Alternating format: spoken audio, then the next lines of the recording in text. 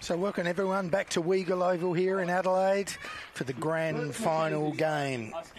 We are just about ready to go, minutes away. We'll have the anthem in a sec, so we'll all go quiet and then we will be back in town. So we've got an SA match-up here. SA Seahorses taking on the SA Axolotls. Just such a wonderful event. We saw a brilliant game in the previous game, an all New South Wales match-up, and the Barclay Ballers got over the line in the sixth. They scored 4 in the top of the sixth to take the prize, take the bronze medal. I'm going to be joined today by Peyton Daniels and Amy McCann, so I've got a couple of classic helpers here, so it will be all systems go. I'll give you the lineups while we are as they're being introduced behind me for the SA Seahorses. Sasha Boundy will lead off and play centre field. Regan O'Reilly will play shortstop. Dakota Ding behind the dish. Alice Brown will be on the mound. Marley Frid will play third base. Mackenzie Wigmore at right field. Kyla Ding at second base. Pippa Harris is an extra hitter. Kelsey Goldspank will play first base. Blossom Kimberley will play left field, and Denver Kimberley is in the lineup, but she is injured, so she won't take part in this game. For the Axolotls, good luck to both teams, and if we could all stand now and we'll just have a break because we do have the national anthem. I'll leave my little microphone on so you can hear this.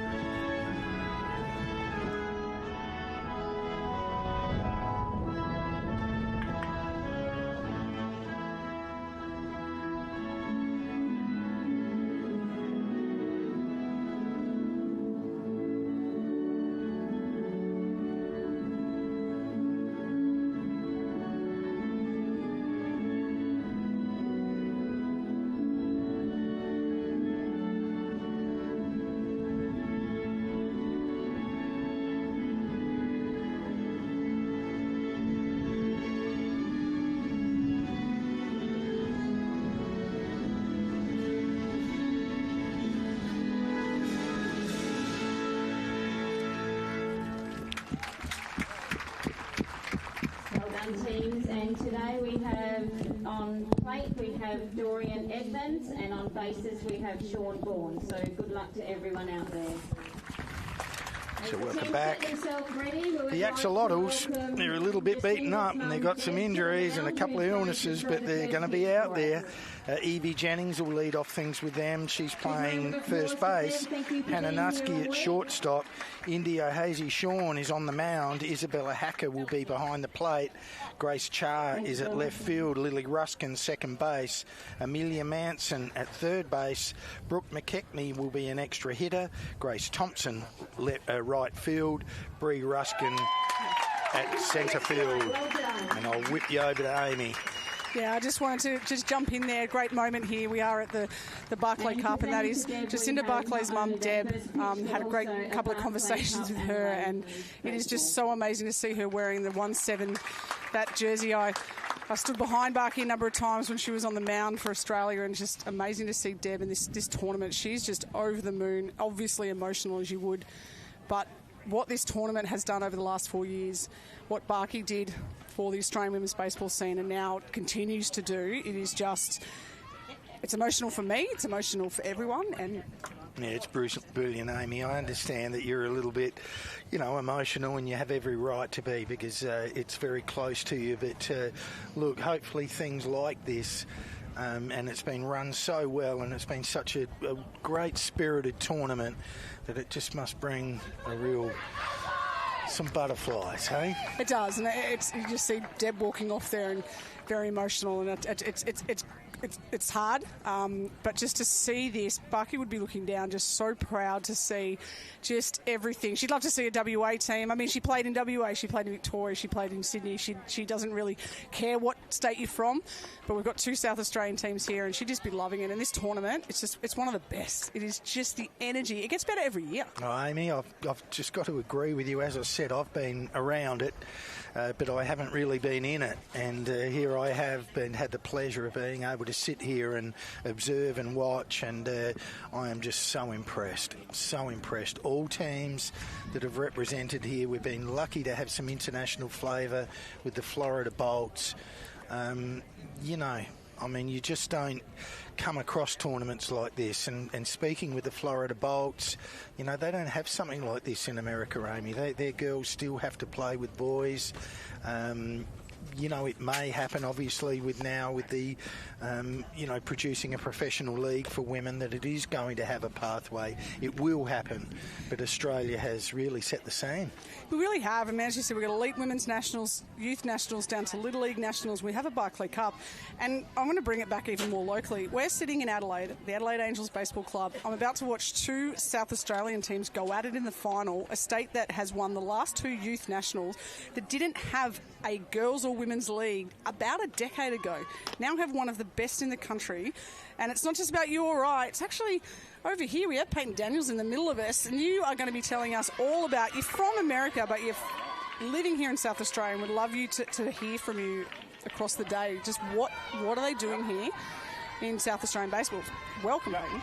Thank you. I'm glad I can hop in again for the third time this week. It's been great to not only learn how to commentate, but also to see baseball from a different perspective for once. Not being out on the mound. I've coached a little bit, but to be behind everything, it's great to see. And yeah, more than happy to share what we're doing, especially over at Woodville, to get these youth up and coming. And boy, oh boy, we've got a couple of arms to really observe today. We've got Indy for the Axolotls and Alice Brown for the Seahorses. And they would be, you know, unquestionably two of the most promising arms in Australia at the moment, if not the world. They are first class. It's, you know what I love is we're here at the 12 to 16, 17-year-old age bracket here, and the buzz around this ground is Sasha Bounty. Heavens above. She's launched that into right centre gap. She's on her horses. She's looking for three, but she's going. Julie Wadham has stopped her at three. We thought she was going to stop at two, but that is a lead-off triple for Sasha Bounty. How about that for the start of the game? The Adelaide crowd. I'm not sure how I think we're cheering for everyone today. I think everyone's a winner today, Amy. Everyone's a winner. Again, I just couldn't be enough praise for the couple of New South Wales teams that represented in the bronze medal game. A fantastic game of baseball, and they, again, just the right spirit, great. You know, it's just been so wonderful to watch.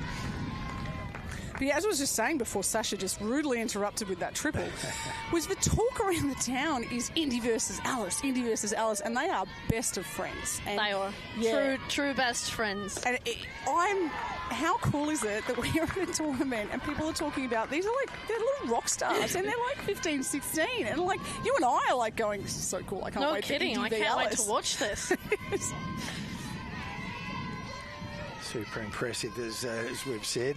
Sasha gets on third with none out via a triple, which I think might have even shocked her a little bit. She, I mean, Indy is someone to contend with, and she barreled it up and ripped it over right field for a triple. So here we are. 2-1 the count. Good pitch. 2-2.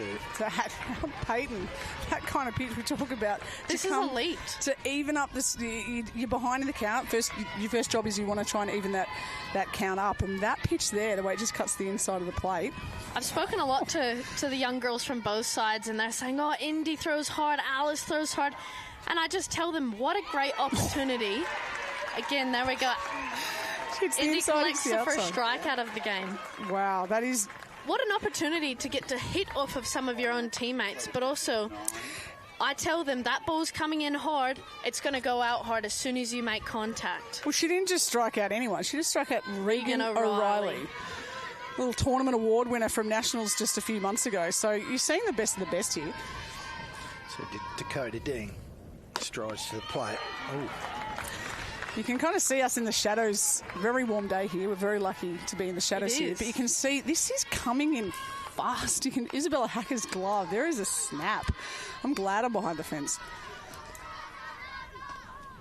I'm lucky enough to play club with Indy this year, and it's a good thing to be on her side, I think. I don't always want to be the one that catches her, because she throws it hard, even from third to first. They are rockets.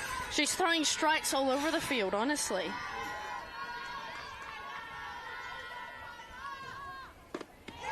That is just the composure. To give up a lead-off triple hasn't phased her. She's come back with 2 strikeouts, 1 looking, one swinging, and just the placement. It's all about, look, it doesn't matter how fast you throw ball 4, but she's throwing it hard and she is hitting spots. She is. How mouth-watering is this? Runner on third, 2 out, Indy v. Alice. She's using every part of that strike zone, and I wonder what they're thinking right now. The first battle of the day between best friends, 2 of the best players in the country.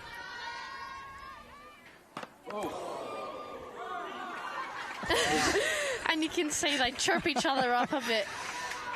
Well, still, that's a ball to the head, and there's still joy and happiness, not even a flinch. So runners in the corners. She's checking on Alice, making sure she's all right. That's good. I think if Indy could, she'd run over there and give Alice a cuddle. Yeah, and I think we hope Alice is okay. She's a tough nut. She'll be good. But Indy's a gamer. She'd be like, you know what? I'm annoyed I'll let Alice get on. But you know what? Letting Alice just get on base in a single, taking 1 base is actually could be a good thing for the Axolotls, because we know Alice can swing a mean bat. So she could have knocked that out. Right. And importantly, now the Axolotls have a force-out situation at second base. So Marley Fred, who's been swinging it well as well. So the 2 top-notch lineups, not incredibly deep, because they've both been sort of inflicted by a bit of injury and illness. So it's sort of game on with a couple of squads of 10 here, as Indy kicks and delivers. Good pitch, possible chance of a play at the plate, but slides under and ball gets away anyway. So Seahorses are on the scoreboard.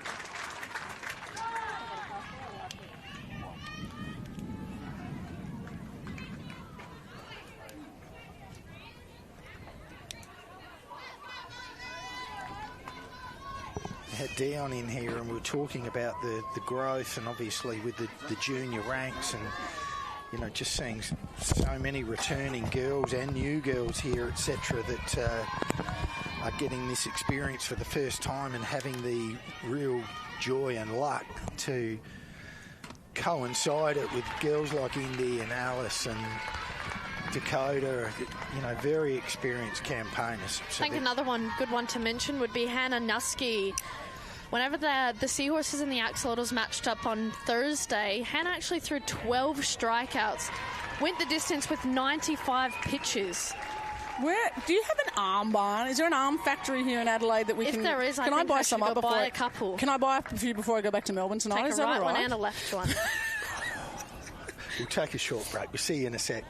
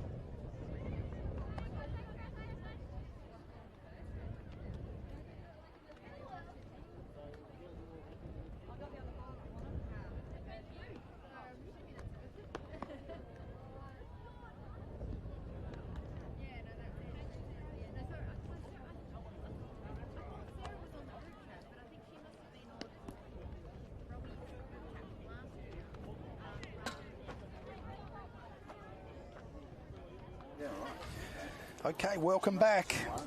Bottom of the first here. Seahorses put one on the board. Put a little bit of heat and pressure on the Axolotls to respond. Alice Brown on the mound for the Seahorses. Evie Jennings, little speedy, little lefty with wheels, will lead things off for the Axolotls. Been going around here, coming down from Melbourne, just a bit part of this tournament, and I've been going around talking to each of the teams just about Team Legacy Sports, some of the stuff we're doing for girls baseball, and also presenting each of the team with a little women's baseball inside the pitch guest special shirt. And I've been asking each of the teams to give me a player on their team that just embodies Barky and works hard and all that. And for the Axolotls, it was Speedy Evie. So I got to give her a Girls Are Players 2 t-shirt, which was really cool.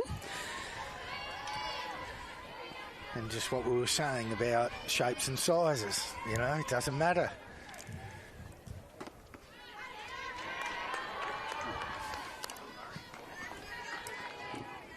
Yeah, if everyone was watching the South Australian youth team win their second nationals last April, going back-to-back, Speedy Evie had an absolute gem of a game, taking 3 Sports Centre catches in one game. And I think every one she had an outfield celly on every single one of them. And why not? Because they were amazing. That's when I was just like, she became one of my top favourite players that day. A couple of the highlights, she's not even in frame when the ball is hit, and then you just see Evie coming out of nowhere and takes an amazing catch. Use her by her correct name, thank you. It is Speedy Evie. Speedy Evie.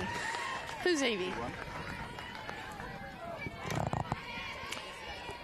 Lone representative of the Henley and Grange Baseball Club.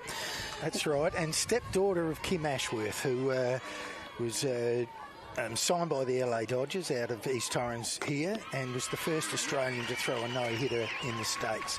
So in minor league, of course. Wow. But yeah, so there's a little bit of baseball stuff hanging around in that little household, and Speedy is taking it all in and using it very much to her advantage. And you can see she's got a good eye. She knows her role as a lead-off. She is a quality little act, old Speedy Evie. 3-2 count here on Evie. Pops that one up, she'll stay alive.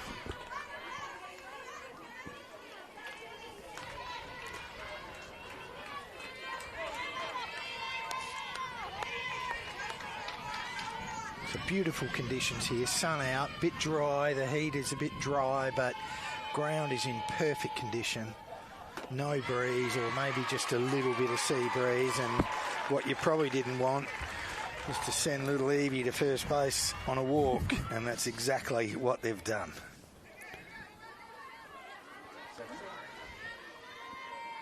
So Hannah Nuske, who's been super impressive. All the girls have been impressive. It's wrong to isolate 1, 2 or 6. They all need a shout out. Brown, long hold and delivers inside, ball 1. Well, we saw, and you talked to it more, I'm sure, Peyton, that when these two teams matched up, Hannah Nuske going 95 pitches, 12 strikeouts. She did it with the bat, but she's hitting 500. She has 647 on base percentage. Peyton with the stats before the game, doing a bit of a stat rat. Thank you. Making Bruce us look good. McAvaney, that's what she is. Alice comes to the plate again, gets a strike across, but Speedy's off and swipes second. I think this is a matchup that we probably haven't seen enough, with Hannah playing Div 2 here locally in SA, Alice being in Div 1. So Hannah's over at West Torrens, Alice at Woodville, so this could be the first time that they've actually faced each other. So it'd be great to see who ends up winning this at bat. As we said, teammates of the youth nationals, and I wonder how much into squad facing, because if I was on this team, I'd be wanting to face Alice Brown. She's an MVP, she's a 2-time Golden Arm winner. I'd be like, can we just face Alice every week? Because if I can get better against Alice... That's right. We did an internal scratch match the other week, and we all had a bit of a hit off of Alice in Indy and Coda, and we were like, wow, we're pretty lucky to have some pretty awesome pitchers here at Woodville. Well, before we went away to Reno with Legacy Sports earlier this year, I actually caught a pen to Alice. And your hand's still bruised, isn't it? Look, I'm alive. Alice actually said I did a pretty good job. I'm not known for my catching, but oof, that was a scary night. That was the first time I was like, yep, she deals. Pretty awesome. So I've commentated, I've watched from different angles, but when you're squatting and you're trying to pick, it's impressive. Got a full count here on Hannah Nuske. Evie Jennings on 2.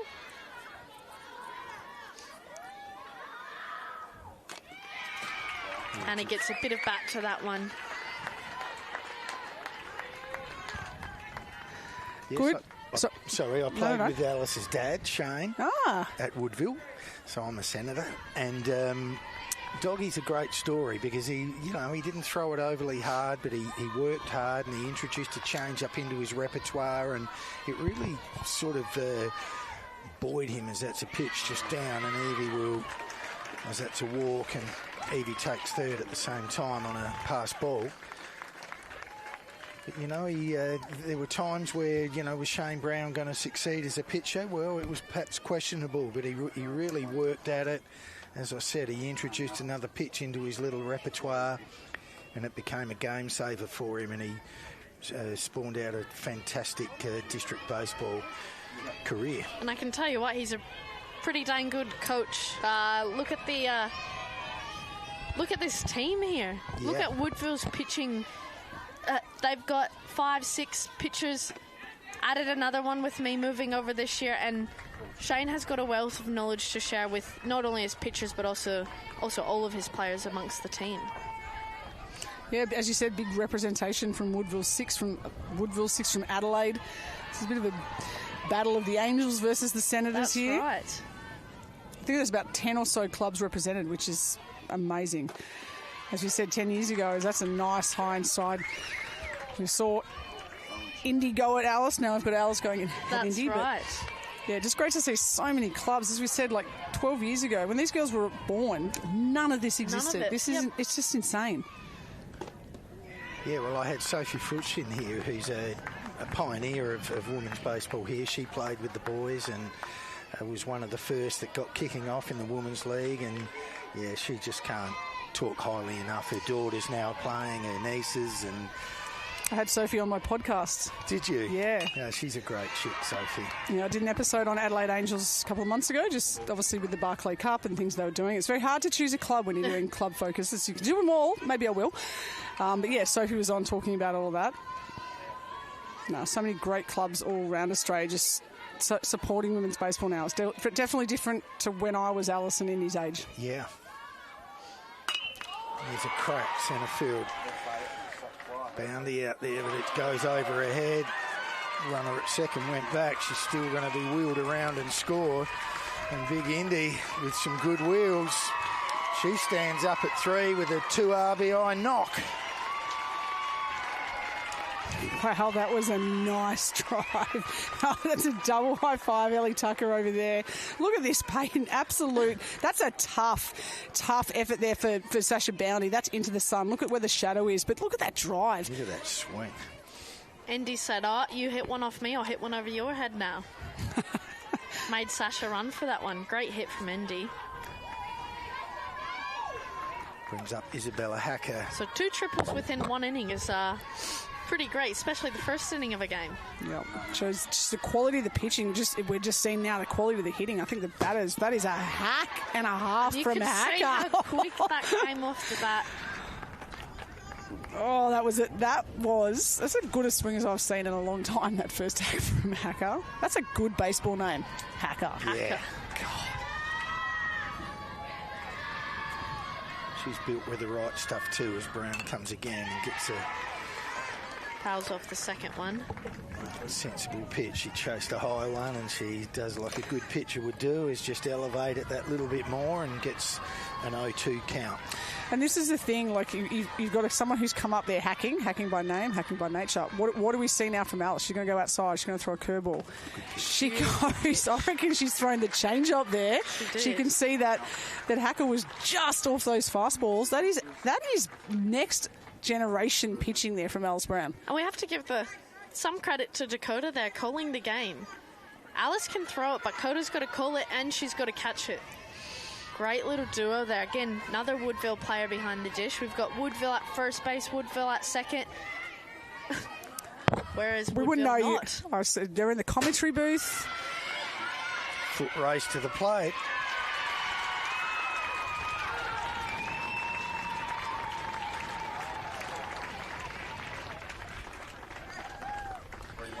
And this is just brilliant for the girls, you know, at this time of their sort of growth and development and their experience, you know, because there are nerves and there's huge adrenaline out there. You can see Alice just charged right up, and it's just wonderful to, you know, have this here, you know, not in an Australian you know, when it was really on the line. It is on the line, but you know what I'm saying? They get to experience things like this, and they'll learn from it and grow from it and be able to sort of refer back on it. It's invaluable for them.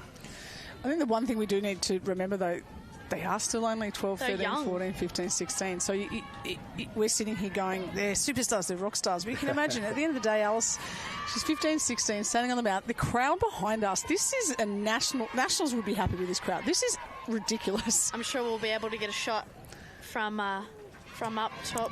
So it'd be hard. Like we're talking about the prowess, and Alice has won nearly everything she can at her age. And at the end of the day, she's still just a kid. She's got her friends, her family, everyone here, and they all want to perform really well. And I just think about what I was doing at this age, and I was playing in a league on my own as a girl. So I was a standout because I was the only girl, And but I'm sure I wasn't you a weren't in standout. the gym 6 times a week. No, I love it. Lifting, plyo, all sorts of thing, and Alice does it all.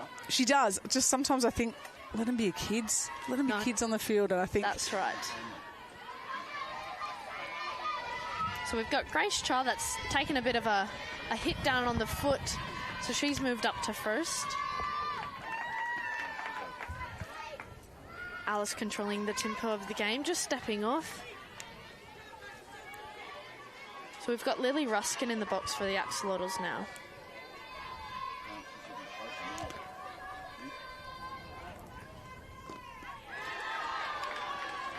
And now this is an opportunity for Alice to, as you just said, stepped off. She controls the tempo. Her and Dakota is a catcher. It's a really big moment for her to read her pitcher. When does she go out, have a chat, just make sure I saw you saying, need Alice to breathe, That's breathe, right. like just willing her to do that. But I think this is where Alice is. She's been in these big moments a number of times. She's got to try and channel it from within. Good swing. You know, and being an Adelaide boy, you know, and seeing the two Ruskin girls here, Lily and Bree, so, you know, they're not, you know, the ones that really stood out at you as being, you know, potentially outstanding young baseballers. But, boy, they've just applied themselves and they've tried hard, and I'm full of praise for Baseball SA to split and have 2 teams here. That's right. Not to have the same people on the same team every single time. You have to learn to work together within clubs, and then next week we're all going to go play each other. So It's a great opportunity to... Well, it's given 6 or 7 girls here. I know the Manson family, Amelia probably, you know, may not have made, you know, if it was one team, but she gets in because of the need. And so she gets some experience and exposure and takes it back to her club, and it's just a win-win situation. As Brown again from the set delivers. Girl, she fights that pitch off, foul ball. We've talked a lot about resilience this tournament, and I know we speak a lot about Alice and Indy, but I think we do need to acknowledge the young players that we've got out here. We've got Mackenzie Wigmore out there as well, another young player that maybe wouldn't be at the top of every commentary list, but she's one that has to be brought up because she's out there resilient, and she works hard no matter what you tell her to do. She is a funny kid. She's caught me outside of commentating a couple times just saying how much fun she's having, and that's exactly what we want to hear from the girls for this tournament. As Lily fouls off yet another pitch.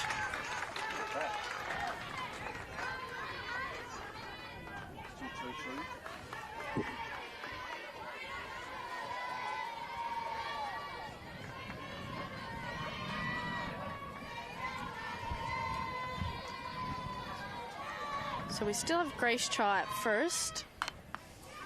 And Lily fouls off another.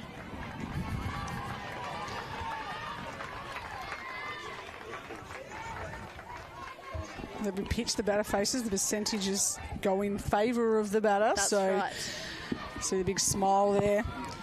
And again, in tournament baseball, long at-bats means that pitcher just has to keep throwing. And Alice has thrown multiple times already this week, but they've worked the pitch counts to make sure she can throw the distance today.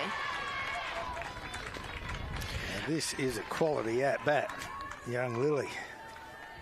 Just looking at Alice at the moment, we've seen her throw. She was missing high early. She's made a bit of an adjustment. She's missing low. I just feel like she's not driving on her. She's not using all of the mound. She's not coming down. Looks like she's holding back a bit. Yeah, she's just a little bit army today, I think. That was a lot better, that one there, but I think just really driving through Dakota. You know what? She throws out the dirt and she just lets Dakota know, you know what, that's on me. That's on me. Like, it's only 3-1. Got one out. Good girl. She needs a little rest for a sec just to restock.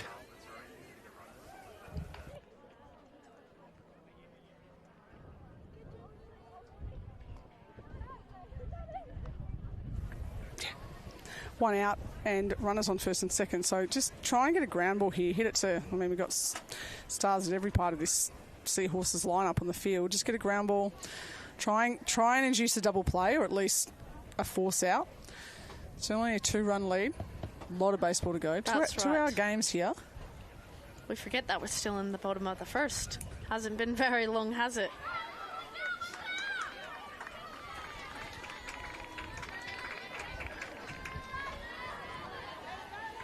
Got Amelia Manson stepping into the box now.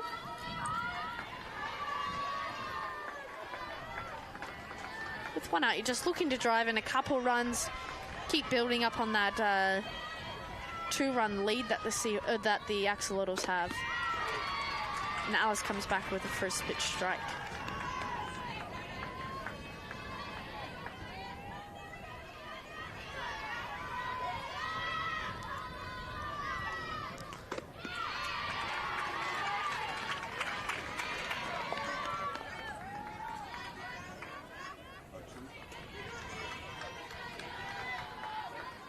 Oh-2. Brown gets a swing and a miss. Picks up an extremely important out for 2 out.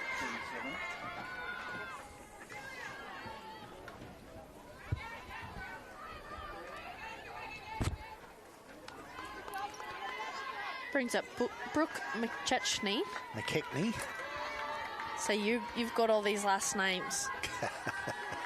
You got all the stats. It's Brown again. She found some rhythm, found a bit of groove. Brooke's another young girl that came away with the under-13 Seahorses for Little League early in the year. She is one that will put in every bit of effort she's got. Yeah, another big baseball family. That's right. You always see them around helping whenever they can. Should be 12, Brooke, I would imagine. Yep. She's having a hack, but Brown gets out of it. The Axolotls score 3. They take a 2-run lead into the top of the second. We'll have a short break. We'll see you back here in a flash.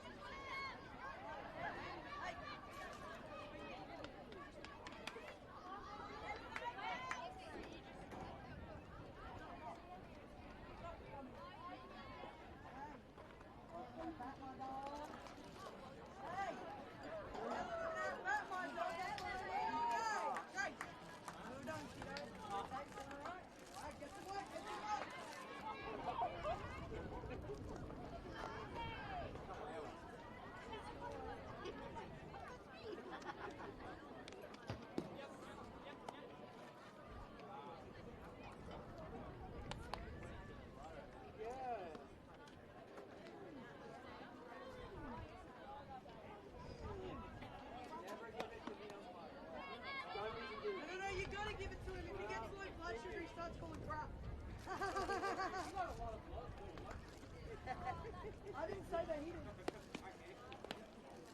Hold on.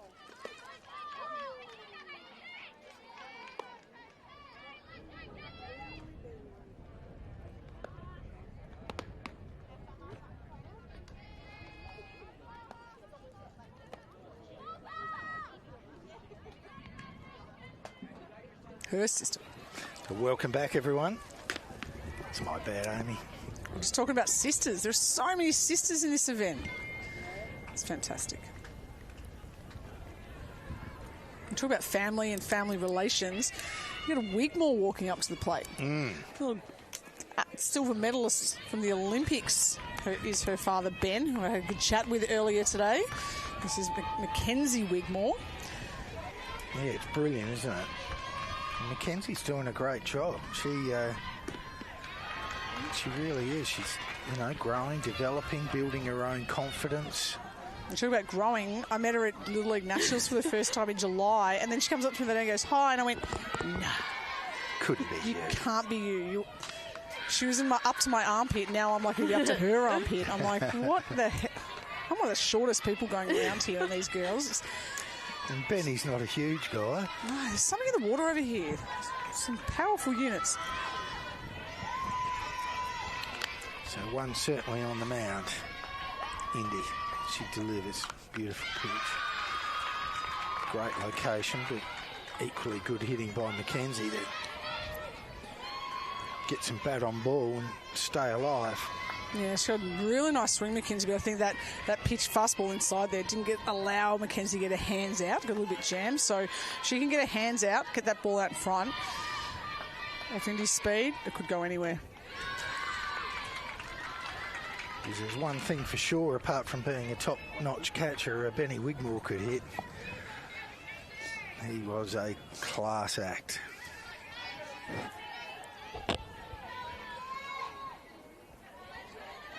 Indy gets a signal and delivers to the plate. Ground ball, second base. Gathered, thrown, received. 4-3.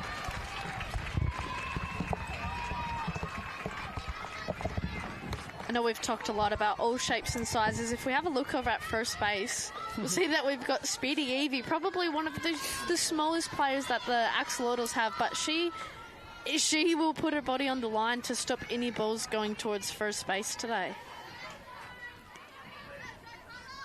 As we said, we used her in the outfield, but as a left-hander, they're going to put her over there. That's right. As we say, baseball doesn't discriminate. Does discriminate a little against left-handers, but it's all right. We'll keep them. Yeah, they're all right. Got Kyla Ding in the box. Another Woodville v. Woodville matchup here. Saw Kyla yesterday take a little bit of a knock, and here she is, back the next day, ready to go. Wouldn't miss it for anything. This is something these girls will remember and talk about for a long time. Good pitch. Kyla does well to get back to that one.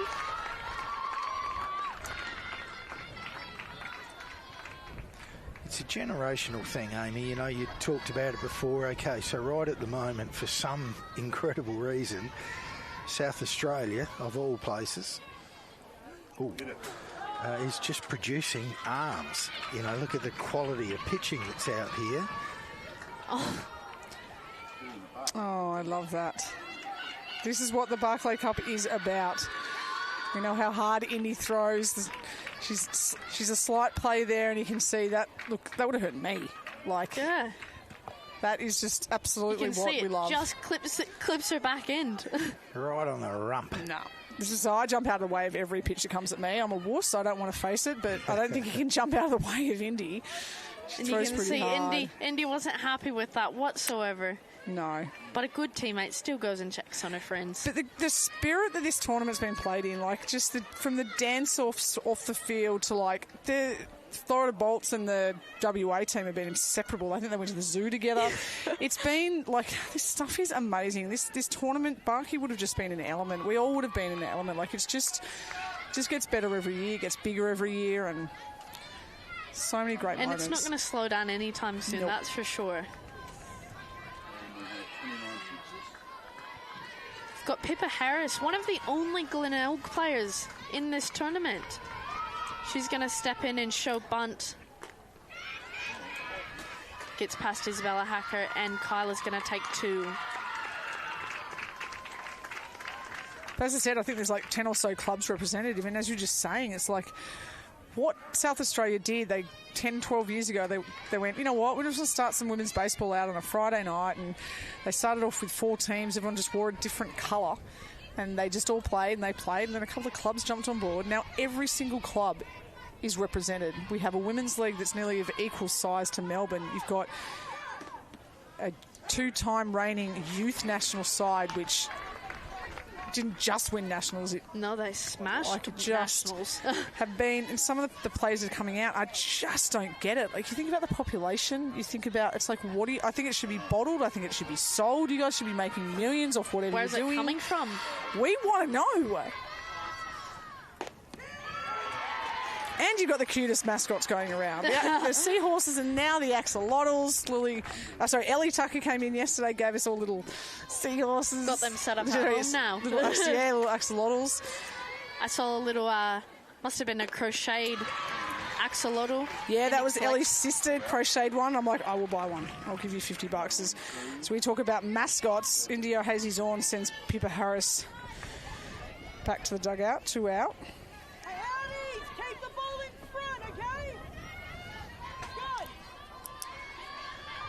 Another Woodville v Woodville. We've got Kelsey Goldspank in the box. It's going to be one of the tallest pitching-batting matchups of the week, without a doubt. I'm not sure who's taller in this matchup. They're both taller than me. That's all I know. That's right. That's all I don't need to know.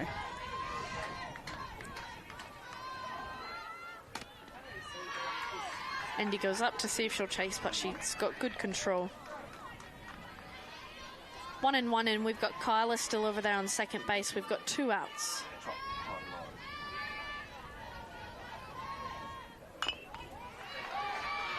As Kelsey fouls that one off behind her.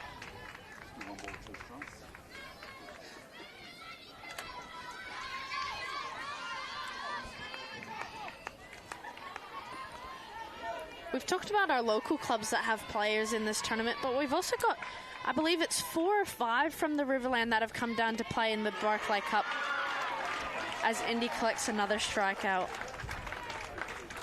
5th strikeout of the game already from Indy. Now, we'll definitely come back to Daniel's expert of South Australian base. Want to hear more about all these different clubs in the region, where they're all coming from, because, we're trying to, the rest of us around the country are trying to learn so we can try and keep up. There's something in the youth that I don't know what they're doing, what I'm missing out on, that they are just killing it. Sometimes it is just a generational thing. We'll take a short break. We'll see you back here in a moment.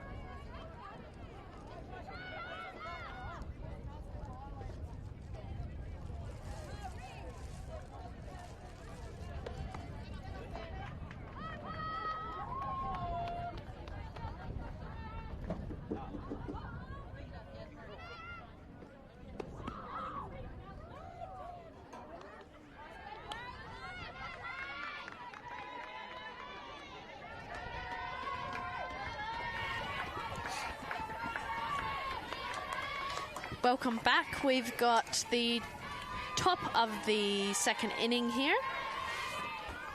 Bottom of the second, sorry about that. First pitch strike on Grace Thompson.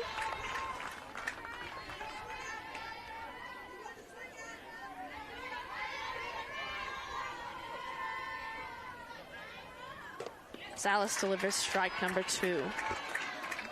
2 hits for the game at the moment. That's right. Both triples. Now, both in the first. What would have you thought about that if I said that to you at the start of the game? Probably wouldn't have believed it. Wouldn't have you? Alice quickly collects another strikeout.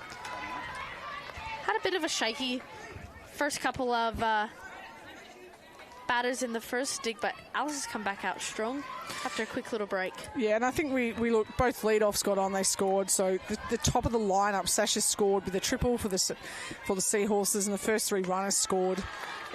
Jennings, Nuskino, Hazy Zorn. And since then, like, Alice has now struck out 4 of the last 5 batters.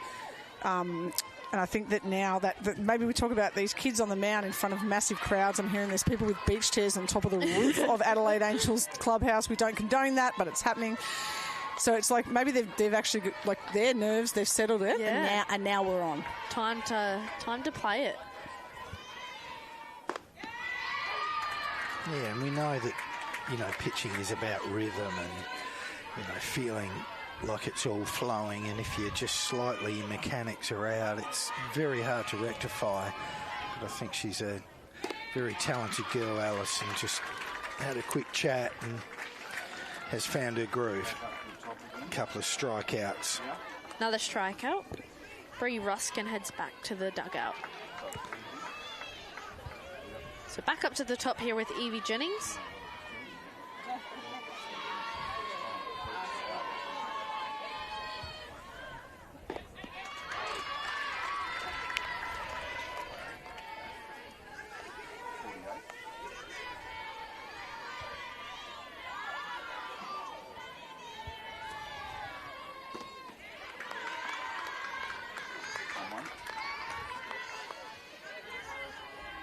I always find 2 out, no one on.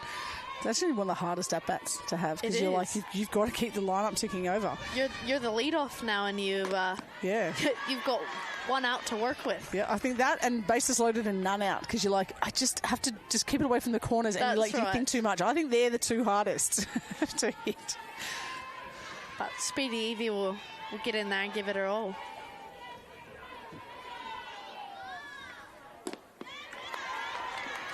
Three ones the count on Evie. Evie picked up a lead-off walk in the last inning. But we know that Evie can do some work with the bat as well. But right at the moment, she's understanding her job and her role. She's squishing the plate a little bit and making life difficult for Alice, but she hits a ground ball. Coordinate together, and they did. You get a 4-3. And a nice little comeback by Alice Brown. She puts down the 9, 10 and 1 as we complete 2. We'll see you back here in a sec.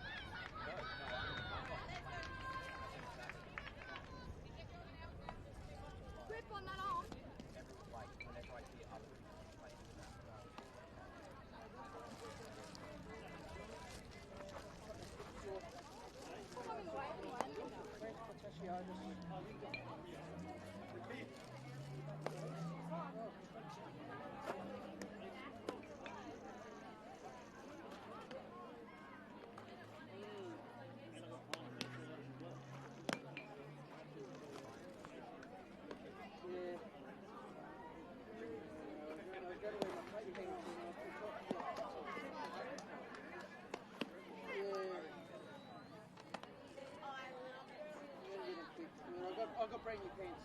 Both, so if you need to get them, sorry,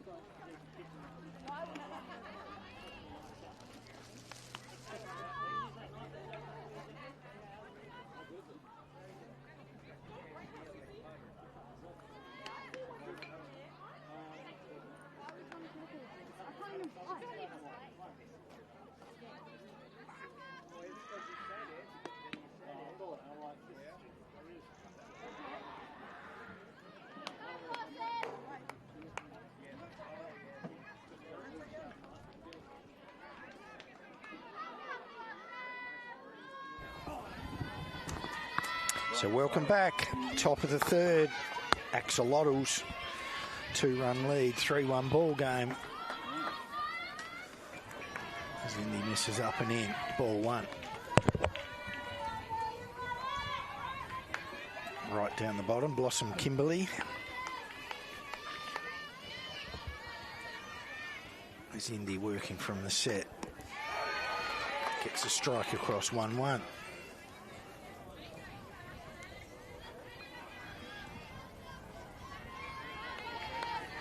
Sometimes you just luck in as a state.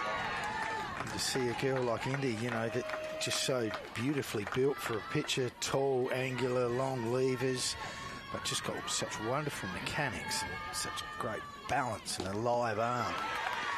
She really is a something that I'm sure the Australian selectors and people in the know are licking their lips and thinking, wow, don't we have a future? Yeah, when we were putting together the invite list for the Legacy Sports event in January, the Rising Stars tournament, Eddie was one of the first on the list. We're like, it was just like, can we just invite half of South Australia? Let's just get them all over here. They're so talented. And you talk about the lively arms. You're looking through the score. We've gone through the lineup once.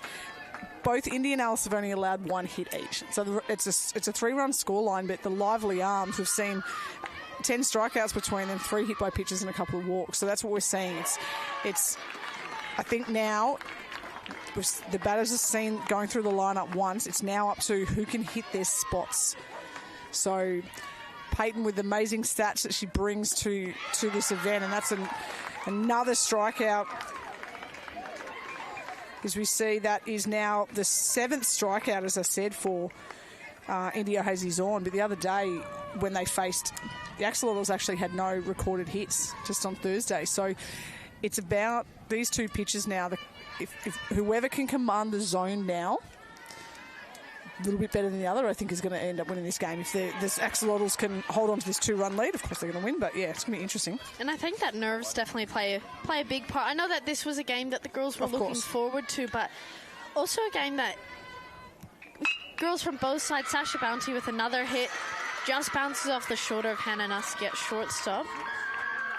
I had girls from both sides of the SA teams come to me saying, man, this is going to be a big game. And I said, it sure is, but what a privilege to be able to play each other. Yeah, if we see this replay, I think Hannah, if she had a time again, probably she came forward on that, but she stopped and waited for the ball. I think got a little bit, maybe got on the heels a little bit there, and the ball played her. We talk about making sure that you control that ball when you're playing it, and that ball played her. It was a rocket of a shot, though, from Sasha. Yeah, Sasha doing well with the bat already this game. Brings Regan O'Reilly in. Hits to the same spot. Oh, she's missed that. Yeah.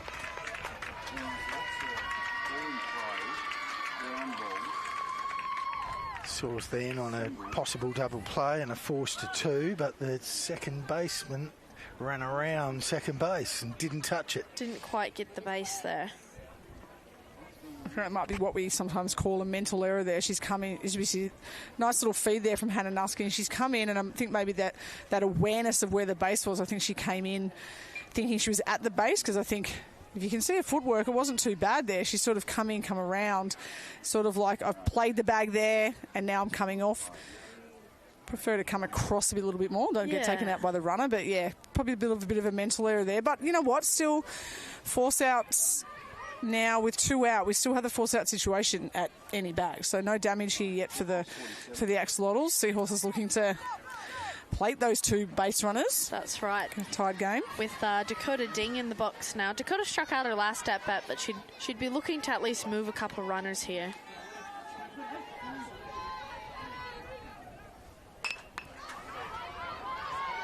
Out towards center, and it's going to drop in front of the center fielder, and Sasha Bounty's going to score, and Dakota's going to take second base.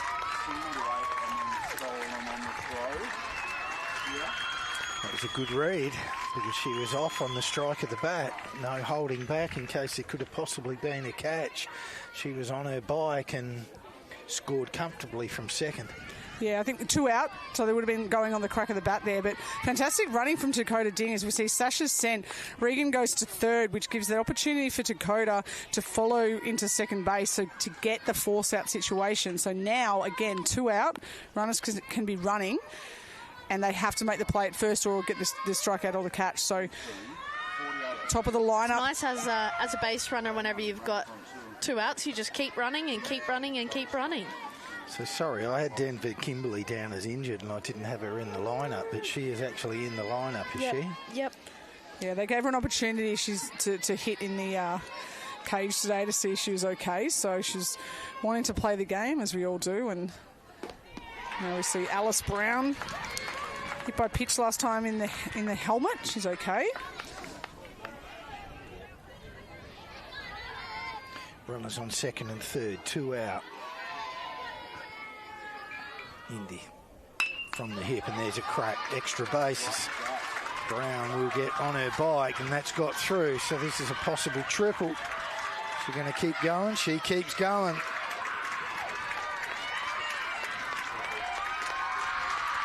As we see the third triple of the game there from Alice Brown.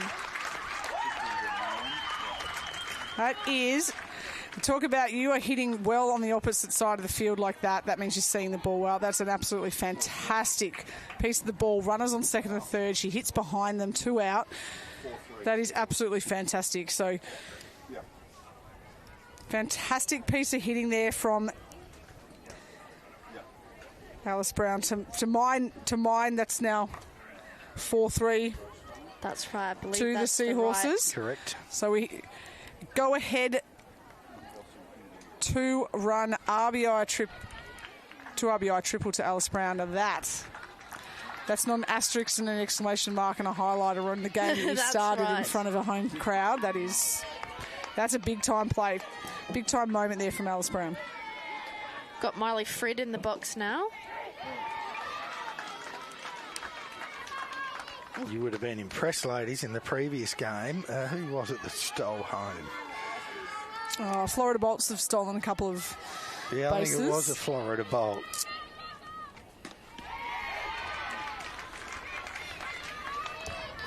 Don't see that too often.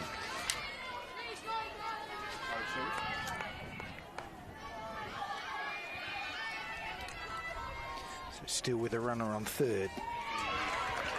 But she gets it done, indeed. So the Seahorses put a 3 spot up in the top of the third. They take a 1-run lead. We'll take a little break. We'll see you back here in a flash.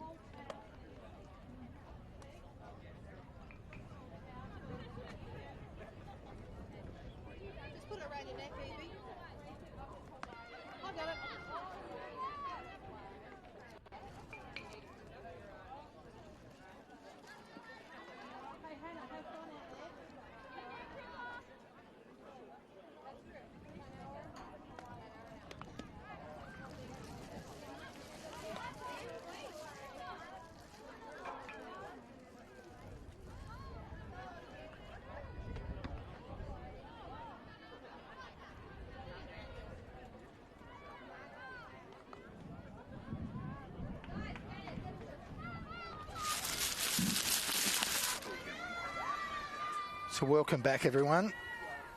Bottom 3. And it sort of seems as if, you know, everyone's just settled down a little bit. That's umpires. It's just across the board, I think. The little jitters and the nerves are out of the way, and we're settling in, and we have a real ball game on our hands. Brown.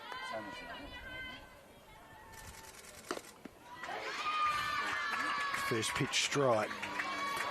Absolute.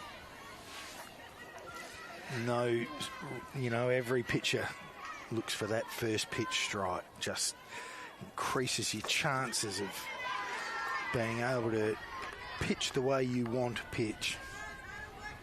Looking back into inning 1, we had 8 batters appear. And then in inning 2, it was 3 up, 3 down. So you can definitely tell that Alice has settled into that pitching role there. As Hannah Nuske.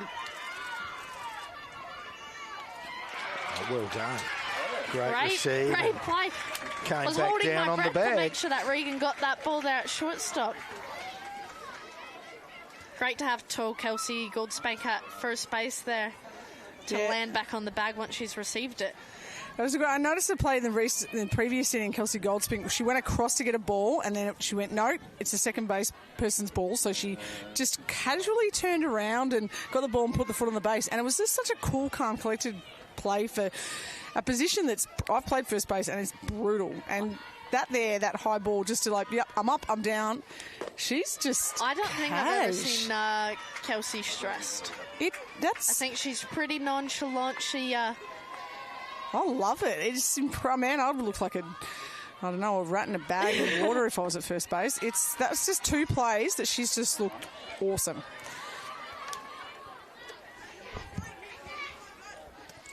So we've got Indy O'Hazy back in the box now. Absolutely launched one over Sasha Bounty's head. I don't think Alice is going to throw anything near Indy's zone now. They were joking yesterday, oh, I know exactly what to throw you. You can't hit this, you can't hit that. I think Indy and Alice can hit about anything. And that's what makes this at-bat so hard for both of them. You'd be not wanting to overthink things because you'd be like going, oh, she might throw this, but then she's not going to throw that. Right. But would she throw that because she thinks I'm not throwing it? Right. Would you? Oh, this game is already hard enough. Trying to hit off your best friend here.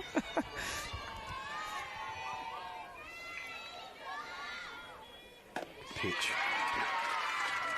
She gets a little one up and as Alice throws up a little love heart over to Indy. I love this from Alice. She's thrown her 2.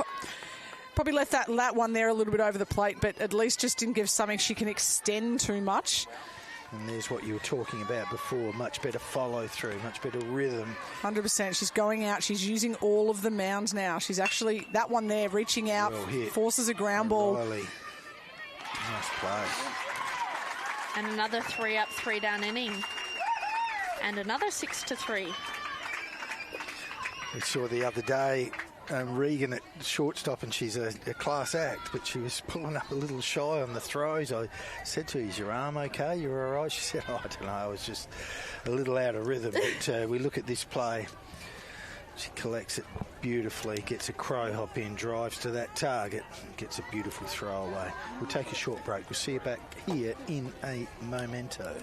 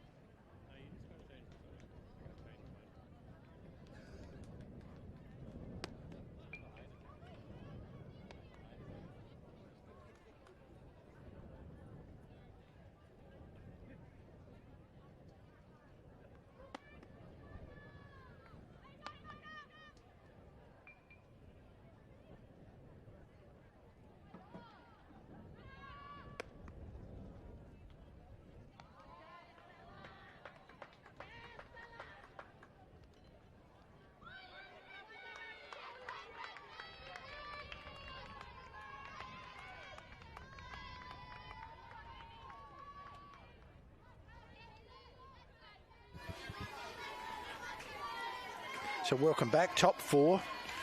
Mackenzie Wigmore lead things off and, ooh, takes a stride.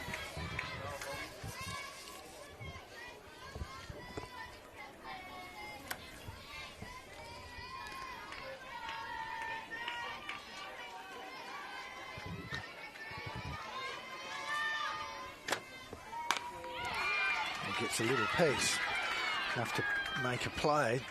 Oh, a little... Just what we're talking about, Amy.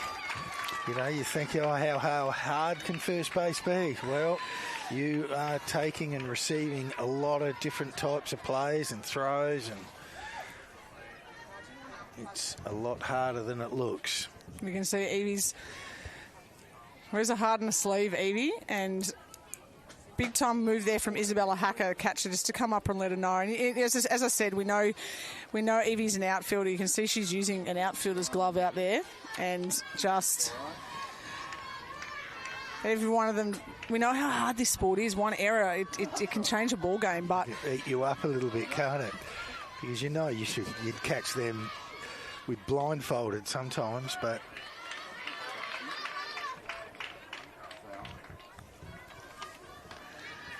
That's all right. She just needs to, you know what? That's the whole thing. It's a team sport, but goodness, it's such an individual sport. Sometimes you feel you just want the world to open up and swallow you when you make an error or things like that. And we know no one means to make an error. Every one of us has done it. We're going to continue to do it. I think the most important thing now for Evie is to shake it off, because there's nothing you can do once that play's done. I've always said, go to the next pitch. We can't change it now. Go to the next pitch. Can't change that one now. You just got to keep working forward. So I think Evie's going to do well to bring yourself back in and do what she can for the team. Yeah. It might feel like it, but no one play loses any game. It's just baseball. A lot of things have to go right in a play. You've got to be fielding it, you've got to be throwing it, you've got to be catching it, you've got to have that foot in the pesky bag. That's right. As Kyla fouls that one up.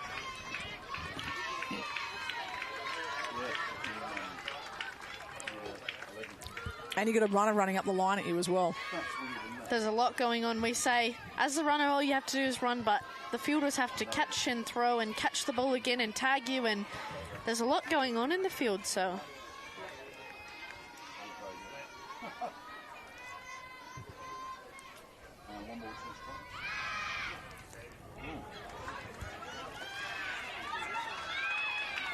Bit of a bobble on that attempted pickoff, and Mackenzie Wigmore takes second.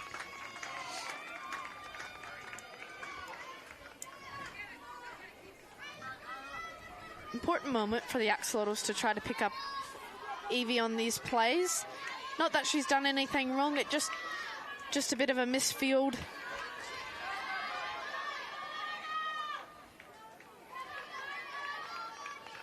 One ball, 2 strikes.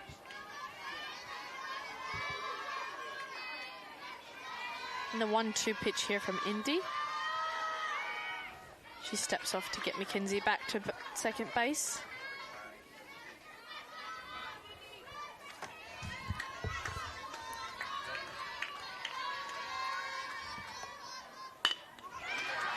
Kyla grounds that one to Hannah Nuske at shortstop. Hannah fires it across, grabs the first out of the inning. That's a great play there from Hannah Nuske. Knows the speed of Dakota Ding, comes up, fires an absolute rocket, gets it by a step, and I love the fact is you just said that, Peyton, that Evie needed to come back. She comes back, and you know what, importantly, we talk about watching for the secondary play. She was watching Mackenzie Wigmore over there at third base, like, you know what, just stay over there, That's keep right. on the base.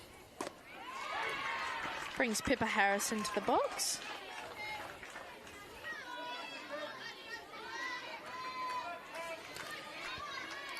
Good opportunity now for Pippa. She knows if she can just put this on the ball, put this ball on the ground to the right side, the ground out will score a run. That's if she can right. flare something into the outfield, even if it's caught, again, she doesn't need to try and do too much here. An important insurance run. And Mackenzie Wigmore is quick over there at third base. Anything in the infield, Julie Wadham sends her, she'll be there. Over the chance. Good enough to hit that. Is that about the ninth? Ninth strikeout from Indy. Bringing in teammate Kelsey.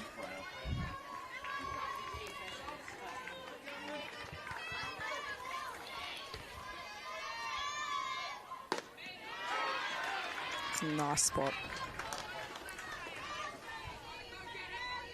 Cannot get over this crowd. We've got all the teams that have come in. All of the 7 other teams are here. We've got parents, as I said. We've got people sitting on the roof in deck chairs. Can we set the commentary booth up next time when With deck them. chairs up on the roof? That is a... Get up on the cherry picker. Great job by Spacequake Sports. Bringing these pictures. Look at them all. Look at that. Have a nice bit of a... Got people down both nice sides. bevy down there. Sides of the fence. Dad even came out to watch. I just said, Dad, you've got to come out and watch these kids. They're awesome. Oh, and through the legs it goes.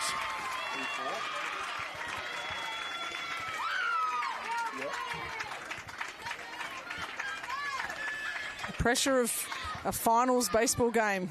Ground ball onto that right side, and again, that ball just... when you expect it to take a hop, the ball's always going to make you look That's bad right. and not take the hop, and glove not on the ground there, and it gets through, and that's an important run for getting later into the game now for the Seahorses.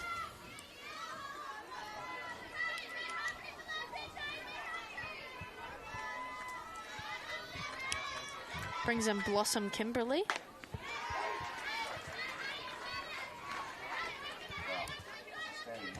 One of the players from the Riverland region that you've been talking about, country region. I think, is it Gemma Letton from the Riverland region? She is. Gemma Letton, one of the superstars, I think. I would hope I see her in a green and gold of the Australian women's baseball team. We'd hope to have her back in the Open Women's team this coming year as Yes, well. one of the best I've seen come out of South Australia, an absolute athlete and a half. Another product from softball as well. Played against and with Gemma throughout my time over in softball. Over the plate.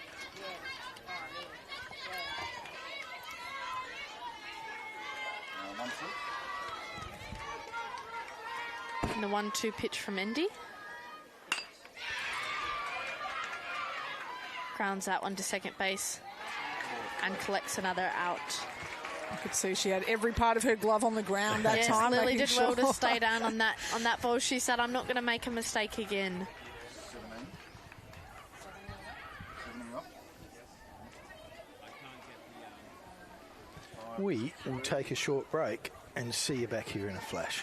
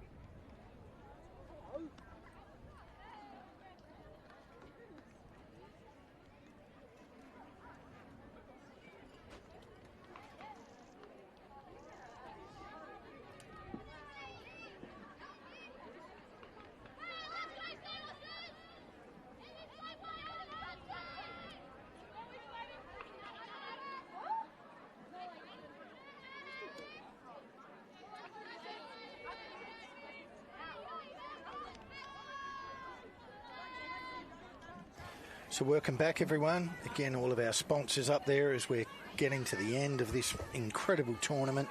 Adelaide Giants, Coates Hire, Arnott's Biscuits, Chibo Espresso, City of West Torrens, SA Water, Baker's Delight, and NASA Wear. You guys are legends. Alice Brown fires straight in with the first pitch strike. Now, Alice, obviously, the Axolotls jumped on her early through a few walks, and then that triple from India Hazy Zorn. Since that moment there, Alice she struck out 6. She has had a walk and a hit by pitch, but we spoke about the command between India and Alice. We know the lively arms that they have. It was whoever's going to settle down and command that zone more. They've both done that early. I mean, the runs we've seen here, 7 of the 8 runs have all been scored from the top 3 batters, which we expect to see here. That 5th run there from the Seahorses, Kyla Ding scored. That was the first one outside the top 3. So Alice now into the middle of the order, which spells trouble for the Axolotls. If she can do a couple of 3 up, 3 down innings here, the Axolotls need to find a way to get on base here and string something together. And you asked her as well to locate some pitches and bring your field in, and out of the last 4 hitters, a 4-3, 6-3 and a 6-3 of your top line hitters. So she's locating, look at that, just dialed it up, beautifully located pitch. Grace Char, just walking off, just going, yep. It was a privilege to face the 2-time Golden Arm. Yeah, that's right. Brings in Lily Ruskin. And it's an interesting discussion for South Australian baseball. Alice Brown actually has an opportunity to play Elite Nationals this year. She still has an eligible year of youth. That's right. But similarly to Shanae Lett, who I know was tuning in watching this, Shanae Lett, another superstar in our game, she's heading up to the Elites. She had an opportunity to play. She made the choice to stay down and play another year because great opportunity just to be a kid and play baseball. Nicely done. Kelsey stays low to pick that one. It steps on her own base. Cool, calm, collected Kelsey. Right. Loving every bit of the Kelsey vibe over at first base. But yeah, I think it's great to see that Alice, at this point, she's made the decision she's going to play that extra year of youth, which I think is great. And I think Isabella Hacker made the same decision as well. I think it's a good idea. They've played with these same girls for the last 3 years, probably, in youth. So they can be an adult for the rest of their life. Play with kids. Man, I'd love to do that. So, yeah, it's great that... And then it's going to be very exciting when we start to see the likes of the Alice Browns, your Shanae Letts, Isabella Hackers, all these players Ivy White, all these players being that core of that Elite Nationals in 5 years or so. As you said before, the Australian women's squad. I mean, I'm really hoping we see I'd love to see an under-19, under-20 nationals brought in really, really, really soon. And then in 5 years from now, who knows, we may actually we'll be talking again. We need another age group, but I think we desperately need something in that bit of 20. A buffer. We really do right now, immediately. So if you're listening, Baseball Australia, let's get something going. Under-20 nationals. Make it happen. Of course, if you're good enough to be selected in the elite, but play the elite. That's right. It's not to say it's an aged thing, but to get an extra buffer year before you have to go right up into opens with all the big names of Australia. Yeah, and if you can step up to the elites immediately, fantastic. But I think we're losing a lot of girls as we see another K. And we're seeing the amazing quality around this country that we're seeing in the youth, and I just don't want to lose any of them. And I think we just need that extra opportunity. And I think the groundswell's there, but. And I think we're going to see the likes of Alice walking straight to the youth team. But there's some girls here now we want to see progress and more pathways in baseball, because it was me running around in Sydney nearly. I was the only girl with a few others. So I'm just loving seeing what's going on, but I'm loving watching this. And I say to family back home all the time, we're pretty lucky here in Australia to have club baseball. Back home, even just for softball, you'd go from junior high to summer travel to high school, then to college, and there's nothing after college.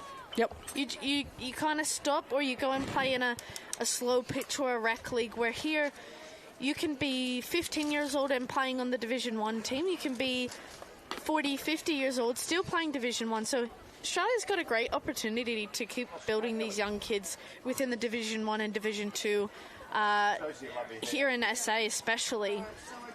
Yeah, and look, who knows, hopefully we might see in each state, we might start to see some under-16 girls' leagues. I know there's one over in WA at the moment. There's 6 teams, and I think Korean, or 4 teams, and Korean's got 2 of those teams. And I think there's a few clubs around Australia. I know Adelaide Angels, my club at Doncaster, we've got an all-girls under-13 team this year. Like, there's little pockets and things like that. And I think, as I said, 20 years ago, there was only an elite women's nationals. Then it was the elite and the youth, and then it was Barclay, and now we've got Little League. And I think we're seeing every little bit of a progression out of like age categories as we move. We're going to start to see like Emma Gainsford, who's one of the superstars at 13 now. Like, a privilege to watch her this week, that's for sure. Yeah, when she's like 21, when these girls are like hitting 21, I just can't wait to see what's around. And I think that's the participation, the great work from all the clubs around Australia are now forcing new pathways and opportunities to come about. And as I said, that 21U or something like that would just be amazing if we could see that. And I hear a lot from the girls that they've been training with under-16 boys, state teams. Yep. But it'd be good to hear that they've been training with an under-16s women's team that's just as elite, just as strong. It'll be built slowly but surely, but we've got to have the right people in the right places to get some of these things going. Oh, and look, if someone had said this is going to be, when I started playing baseball in 30 years, you're going to be commentating this, and this, I would have gone, no way. Yeah, cool. Okay, take another one. I just think it's absolutely, and anyone says, oh, what do you think it's going to look like in 10 years or 20 years? I actually don't want to answer it because I actually think the possibilities are absolutely endless. Yeah. And there's one thing about us, Amy, we're a competitive bunch, Aussies. We really do have, we've always sort of seemed to have a bit of a chip on our shoulder and punch above our weight, but that's just the way we are. And I think that's what people love about us as well, is that we've got a real fighting spirit. And, if you're up against the Aussies, you've got a battle on your hands. Well, I always talk about the Australian women's team. We won 2 medals. We've won 2 medals. I was fortunate enough to be part of both of them in 2010 and 2014. And as we just see, we know Denver is carrying a bit of a wrist injury. It's a little bit hard for her to swing the bat. So great here from Julie just to come in, check she's okay. At the end of the day, there's a baseball game, but these are people. We know she wants to play. Everyone knows that, but we might just have to end that. But as we see the crowd give her a bit of a send-off, as I said, like, really when you put it down, you think the Australian women's baseball team, we beat Japan. We beat Venezuela in front of 20,000 people. We've won 2 medals. We've beaten Canada in a walk-off in the 2014 World Cup. And you sit there and you go, what? Australian women's baseball team were like one of the contenders for a long time. It's like, it doesn't make any sense, but you're right. We step on that, we grabbed the ball, we had some amazing batters, pitchers, everyone. Like, it was just an amazing period. And you just sit there and you go, what? How is the Australian women's baseball team? Well, it's just, you're right. It's just like, we just absolutely, it doesn't matter what we do.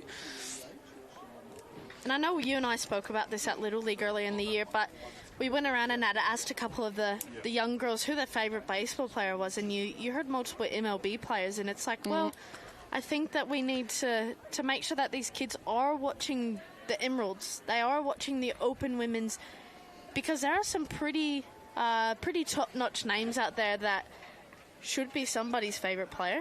Oh, like if someone said, who's your favourite player right now, I'm immediately pulling it out. You know what? Takara Geldenhayes when she runs the bases. Claire O'Sullivan when she steps up to bat. Lily Kavanagh when she literally does anything. Caitlin Einan when she just steps onto the baseball field. Like, to me, they're my absolute 4 superstars in this country.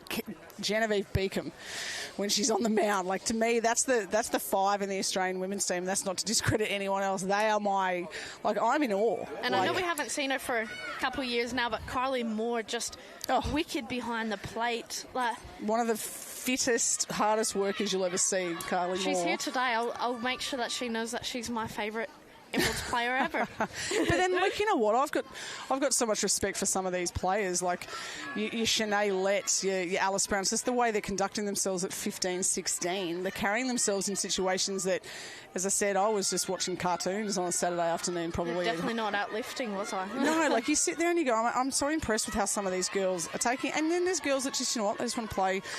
They just want to play, which they all do. So we all play for different reasons. I'm just loving seeing what we're just seeing in Australian women's baseball and girls baseball. It's just... And then the Little League Nationals. Don't even get me started. That was amazing. They just... So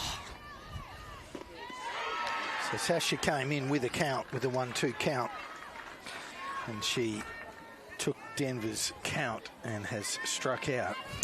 That is Poor thing. Pretty brutal. is Brutal to have rough. to come in and inherit a count. Hey, do you want to come in against Indy with a 1-2? Sure. Sign me up. Sure. Don't think she had much say in the I'd matter. watch one pitch anyways.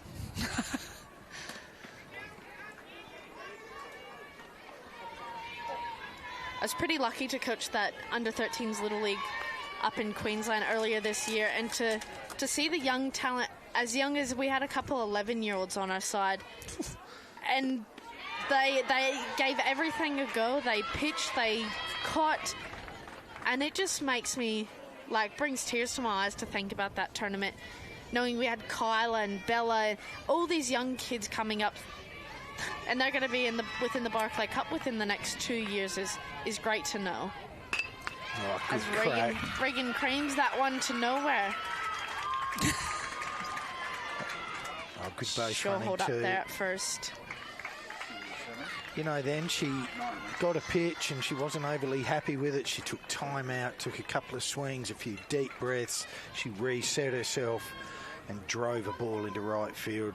Classic hitting. Regan's O'Reilly. great at controlling the game at her own pace. We say the pitcher controls the game, but as a batter, you can step out, you can have your own time, get set, and Regan definitely handled that well. Well, she's the rating MVP of the Youth Nationals, so you've got the rating MVP just delivering a shot like that into the gap, and the MVP from the year before was on the mound dealing. It's oof. Lots of MVPs, lots of Golden Gloves. What more can we ask from a Barclay Cup? Pitch. I don't think there's much more we could have asked from this Barclay Cup. It's just gone to another level. Every year these events just keep going to another level. And shout out to the Adelaide Angels Baseball Club. It really is a club effort. It's a tournament that is just the community. The community runs it. It's the passion of just a few volunteers.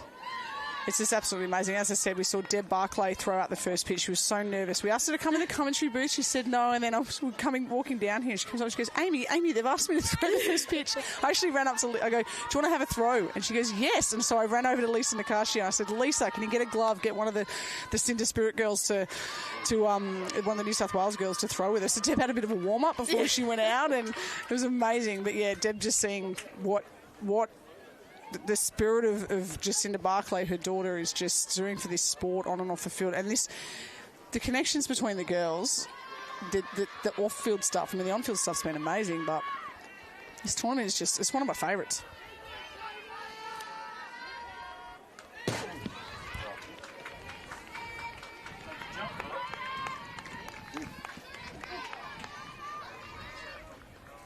Shout out Sinead Lett's actually tuning in.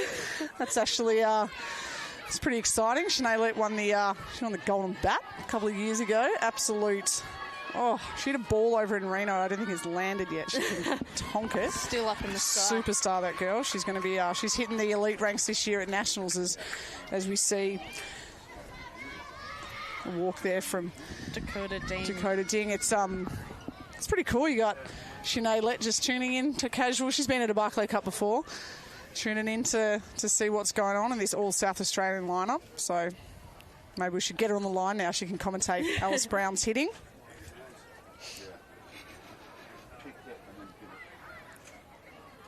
Little mound visit here, so there is someone warming up. Wonder where Indy is with her pitch count.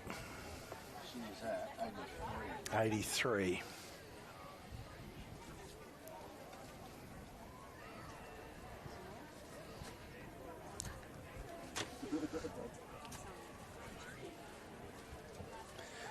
It's funny. Just flash the all of our volunteers up again there, please. Do we have time to read them all? No. Do you want to pick some? Do you want to isolate a couple? Oh, thank you. I need my glass. That is, as I said the other day, I've seen less names on the credits of a Marvel movie. This is. Oh, look, Andrew Sperling, Peyton Daniels, two of the absolute superstars. Look at them. Look at them. They've missed a name on there. Yeah. How come you're not there? Fill it in, Amy McCann. No, it's all good. No, Jess we're Maslin. amateurs, and I'm being Jess Maslin for the day. Amy gets paid, so so we don't rate professionals. There's a lot of repetitive names on there with one thing and another, but still, hopefully you're watching and you will watch back and see that you have been acknowledged, because your work this week and even leading up to things to prepare the grounds and get everything in preparation, get your food, get everything ready. Takes a village. Sure does. And they have done.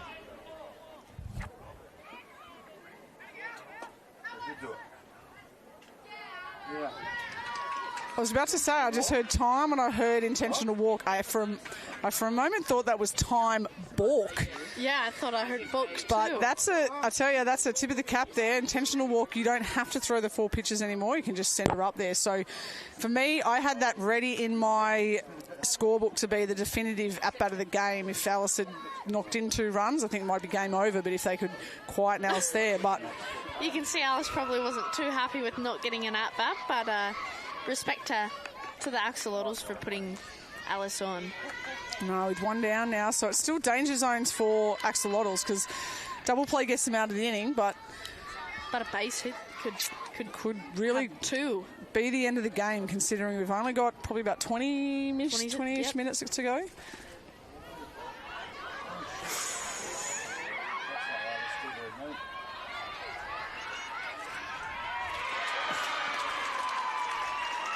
As we see there, that is an absolute...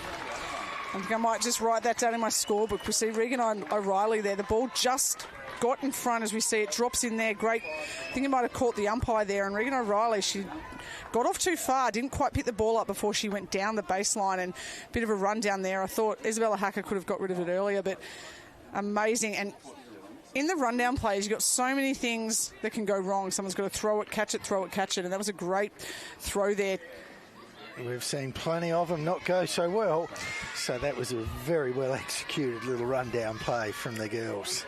Regan's going to return to the base path to replace Alice as a pitcher speed up. Interesting to see Axolotls get out of this without allowing the Seahorses to score. If the Axolotls were to come back and take the lead here in the next inning, I'm going to put that play down right. That's there. Right. Is just great execution of baseball that could help them stay in the game, win the game. But still, Adelaide still in front. 3-1. Runners on first and second. Zindi rears back and delivers in the dirt. Very well done, Isabella. Everyone was going to advance because it was a walk anyway, but a nice piece of catching.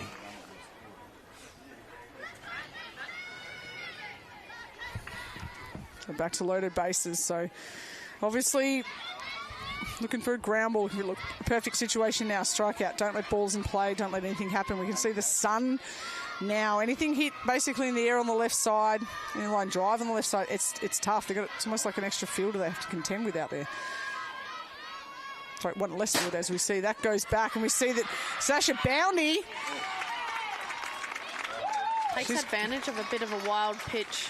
She's got long legs. Only took about 4 steps to get home then. Nearly a collision there. So that's 6-3. That's a huge run.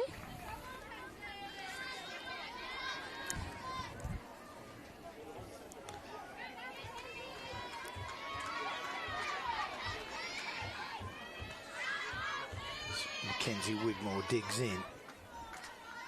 Pitch is delivered and there's a shot to second base. And another little bobble there from and she throws it Lily, away. and it's going to score another one.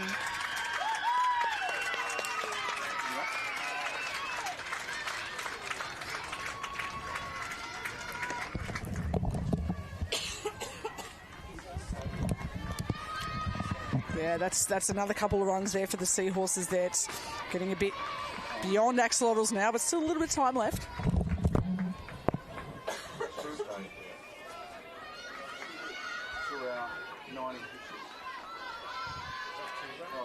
Kyla Dean.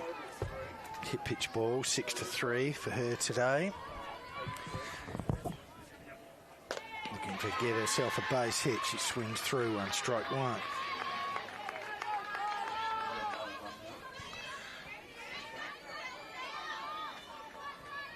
Seahorses just extending their lead.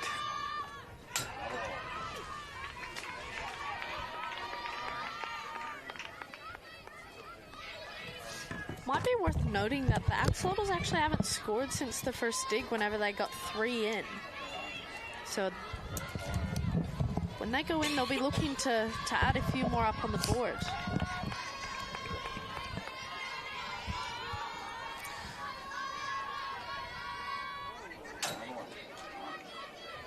Yeah, it might be time for Indy. She's done a huge job out there. Probably might be time, I think, after that. Isabella Hacker. Oh, here we go. Yeah, I think she's...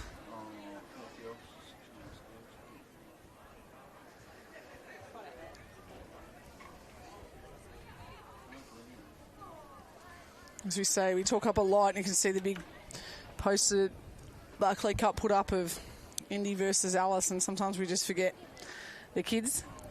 They're out there playing baseball, and it's...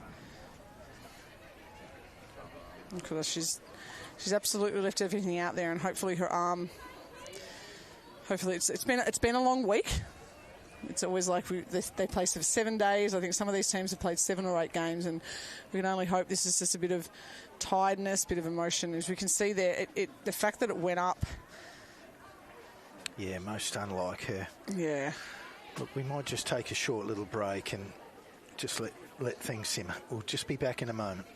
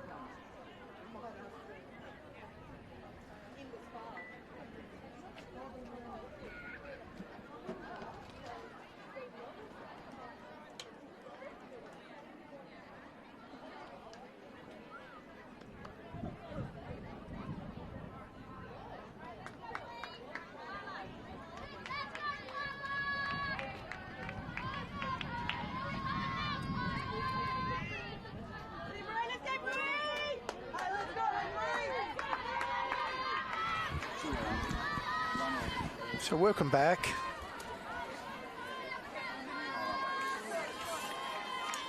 Here we are. Where are we? Top of the fifth. Regain our composure. We've got Kyla Ding in the box now. She pops that one up and it falls in front of the third baseman and she's going to reach safely. Mackenzie Wigmore is going to score on that hit. Add another one for the Seahorses. So we've had Indy O'Hazy-Jean come out of the game. Bit of a sore arm. So Indy threw 93 pitches for 69 strikes, 24 balls, 10 strikeouts. Not a bad day at the office. Pretty great outing, but not the way we want to see Indy exit the game, that's for sure. No, she did everything she possibly could for a team out there, and hopefully all our thoughts are with her. Hopefully that's just a week of a tied arm and there's a lot going on. So, yeah, she cannot be upset with anything she did. Hopefully she's all okay. Yeah. Swing and a miss from Pippa Harris here. And, you know, this is what these sorts of situations result, is that, you know, there's a girl up there, Brie Ruskin, who probably thought, wow, I'm in this team, how incredible, and here she is in a gold medal game having a bit of a piff. So a bit of a piff. That's got to be the best line of the commentary of all week. Such an Australian line. Up there piffing. Piffing away. Love it. Piffing the Pippa. Such an Aussie word. Good girl. Ground ball. Amelia Mance.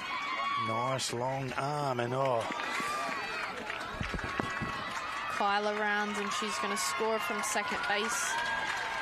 She did well to wait on the throw from the third baseman there. Went as soon as the ball was released, and you can see here she waited, and then took off. Yeah. And, you know, there's something again, you know, first base, you've got to learn when, and again, these are babies just sort of learning and to get off the base and just receive it, and you can still tag it. It is it's a tough position. Tough position. It's what every team with a great first baseman, save your runs, ease your infield. Saving infielders' averages too. Yeah. Ball one on Kelsey Goldspink.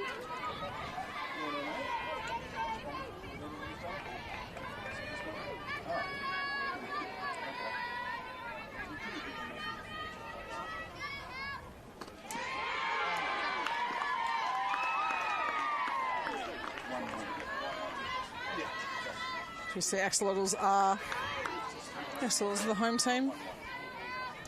Yes. They will get an opportunity where we are down now into the last couple of minutes, so it's going to be all or nothing for the Axolotls in this inning. They just need to get this final out.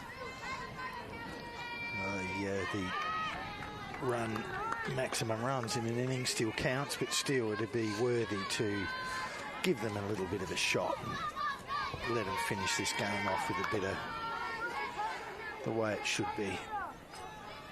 As Bree Ruskin delivers to the plate, gets one across.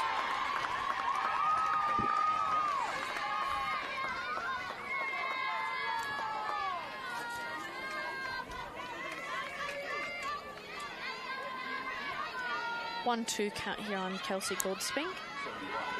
Bree's done well to come back in after a bit of an emotional couple minutes there when Indy was taken out of the game. And it is for all of them because they're all such close friends, and there's teammates, as we said, Alice and Indy are best mates. Both teams, all of the girls who would be all the girls watching on the sidelines. You're at the Seahorse dugout, so we love you, Indy. Yeah, that's awesome. Nice pitch.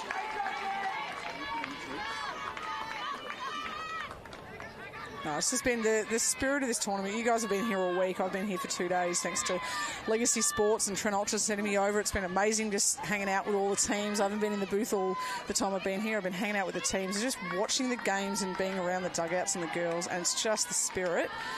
Oh, it's just my favourite. Yeah. I'm sad I have to go home tonight. If this game goes any longer, I do have to jet. I do have to fly. I've got a plane to catch. Thank goodness the airport is very close. Yeah, we certainly don't want to, finish this on a bit of a low, and we're not going to because that's blasted over the top of left field. So more fun will be had. Cooper Harris is going to score easily. They're going to send Kelsey. And she is out. Great relay to the plate. Nothing wrong with sending Kelsey on that one. Not at all in the scoreline. You're already up. You might as well just give it your best crack. We have a look. Absolutely. Talk about hitting that ball out in front, and we see the shadow of the left fielder there. That's a hard ball to read.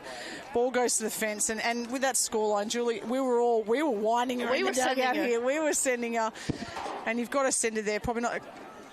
We see this replay again, but great relay. The ball was still in deep left field pretty much. It wasn't even with the cutoff person when they send us, so I think it's great. I love the little show of the ball from Isabella Hacker there when she tagged. That was great. Yeah. Great camel work there. There she is, Julie. We're all pleading at her send Kelsey as we see. Some great camel work.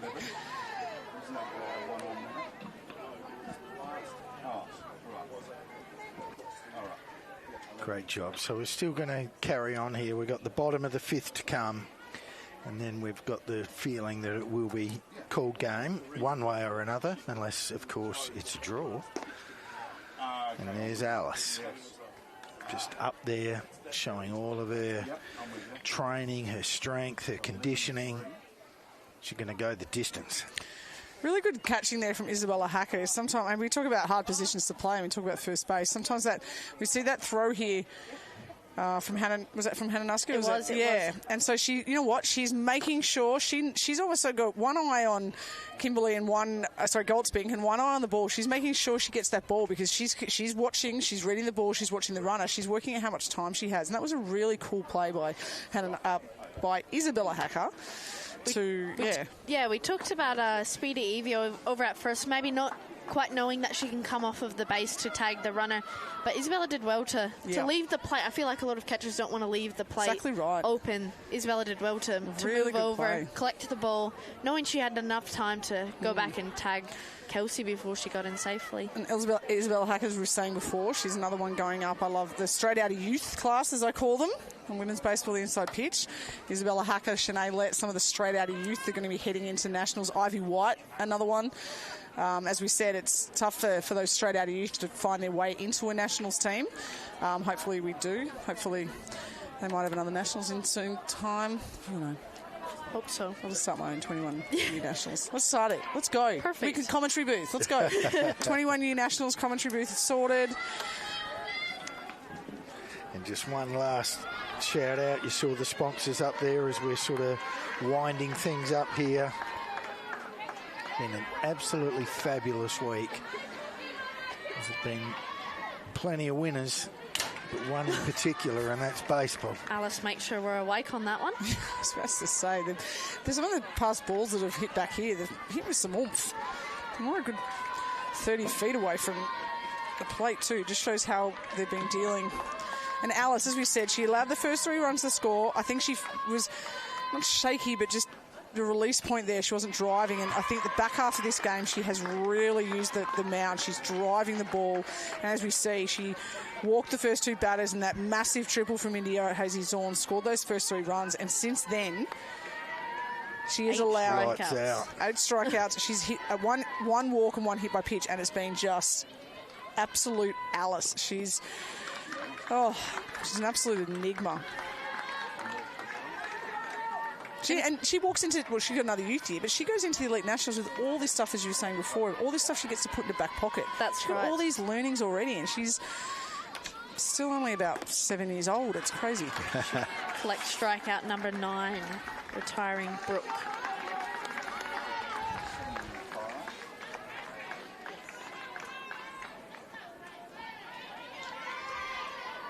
I've got Grace Thompson in the box.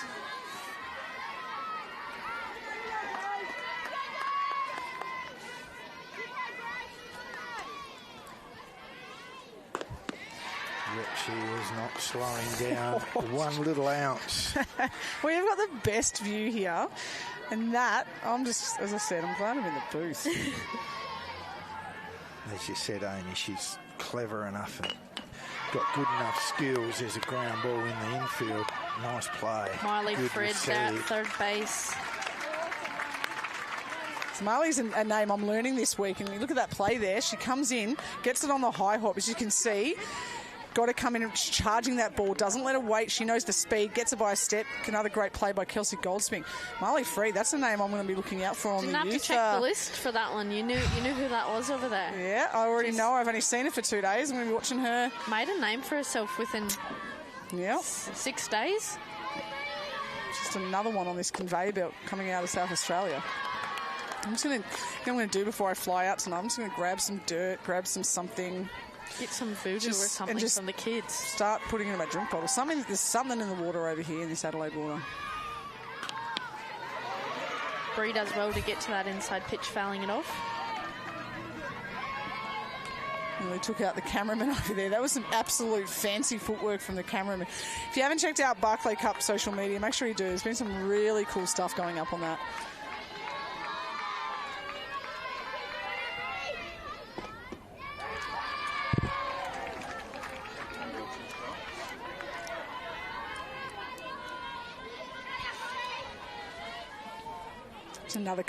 Potentially another complete game in the championship. That's right. Final game for Alice Brown. Not going to be our last, that's for sure. And strike number 3 is there. to And call they the call game. time and game. 10 strikeouts from Alice Brown. And they take the Barclay Cup. Yeah, just sensational stuff. I mean, I know it sort of fell away just a little bit at the end there because it's nothing that we don't like seeing injuries or potential injuries or any sadness. But boy, oh boy, what a sensational effort by the Adelaide Seahorses and a wonderful, wonderful effort by the Adelaide Axolotls. I tell you what, it's been just a brilliant, brilliant tournament. I just can't. You know, there's a lot of emotion out there. You see Alice, who's the star of the show, but she is really wearing it on her sleeve and she's feeling a great deal of emotion, as all the girls are. The camaraderie, the friendship, absolutely fantastic. I've got to thank Peyton Daniels, who's been my sidekick for the week. It's been just absolutely superb, Peyton and Amy. You've got a lot on and you came in here and helped us out, and you two are just a blubbering mess as well. Oh, I've just watched Alice Brown sprint off the field, and she's sprinting out, no doubt, to find her best mate, Indy. Alice is completely emotional. I think this is what it's about. It's about on-field stuff, but it's about off-field stuff, and that stuff is just so strong, and it just shows the character of someone like Alice. She's just won that game, not off the back of her arm. There's been some great performances from the Seahorses, but a complete game there, and her first thought is just to go and see her mate, and this is the stuff that Barclay was about. This is why this event is here. This is the spirit. Barclay was one of the best teammates I've ever played with, one of the best people you'll ever meet. And yeah, there's a lot going on, a lot of emotion between these teams, and it's just been a fantastic week all week. It's just so amazing. All the other 7 teams are here. We're lucky we get to sit in here and watch this stuff. Like, how lucky are we? Like, Very lucky. Oh, thank you for having me. It's been absolutely amazing. Oh, it's a pleasure, Amy. Sometimes the stories say more than words, so we'll just... Alice finished that game with, I've just been told, 81 pitches. 81 pitches for 10 strikeouts. Matching her best friend Indy with 10 strikeouts as well. And as you said, when you look at that first dig, and there were 8 hitters in that first dig, some walks, so she would have thrown, 25, 30 pitches in that dig. That's right. Possibly. So she then tidied up her act. And looked in for the next 4 innings and 51 really pitches put in the 4 work. digs.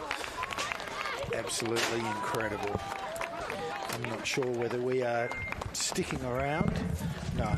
So we're going to wind things up here. We just can't thank you enough from wherever you've been just watching this broadcast. Big thank you to Spacequake Sports, Brandon, David, the boys that joined us today. You guys are dead set legends and you did an incredible job. As I said, my 2 cohorts here, thank you so much, Peyton. Thank you, Amy. I know you got, as I said, got a lot on your plate to come here and share your wealth of knowledge and your passion. Absolutely outstanding. From the Adelaide Baseball Club and everything they've put together this week, just hats off to you. All of the volunteers, everyone, all around. We just got to say thank you as we wind things up, and we will say au revoir from Weagle Oval here in Adelaide, South Australia. The 2025 Barclay Cup is over and done with. Thanks very much. See you later.